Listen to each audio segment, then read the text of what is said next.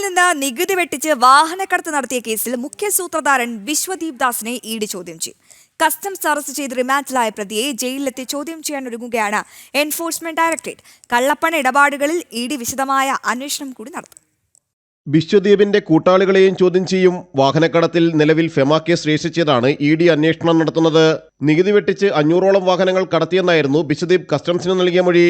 ഭൂട്ടാൻ വാഹനക്കടത്തിൽ മുഖ്യ സൂത്രധാരൻ വിശ്വദീപ് ദാസ് അടക്കം 5 പേരെ കഴിഞ്ഞ ദിവസമാണ് കസ്റ്റംസ് പ്രിവന്റീവ് വിഭാഗം അറസ്റ്റ് ചെയ്തത്. അസം സ്വദേശികളായിരുന്നു അറസ്റ്റിലായ മറ്റു 4 പേർ. SSB, Bengal customs preventive unit, Shillong customs എന്നിവയുടെ സഹായത്തോടെയായിരുന്നു അറസ്റ്റ്. വാഹനക്കടത്തിലെ കള്ളപ്പണ ഇടപാടുകളിൽ വിശദമായ അന്വേഷണത്തിലേക്കാണ് ഇഡിയും കടക്കുന്നത്. വടക്കുകിഴക്കൻ സംസ്ഥാനങ്ങളിൽ ഒരേ ചേസിസ് എഞ്ചിൻ നമ്പറുകളുള്ള വാഹനങ്ങൾ രജിസ്റ്റർ ചെയ്തതായുള്ള CAG കണ്ടെത്തലിനെ തുടർന്നായിരുന്നു വാഹനക്കടത്തിൽ വിശദമായ അന്വേഷണം നടന്നത്. വാഹനക്കടത്തിൽ നടൻ ദുൽഖർ സൽമാന്റെ വീടുകളിലടക്കം കസ്റ്റംസ് റെയ്ഡുകളും നടന്നിരുന്നു.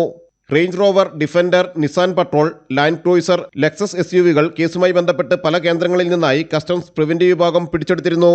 ജനം, കൊച്ചി.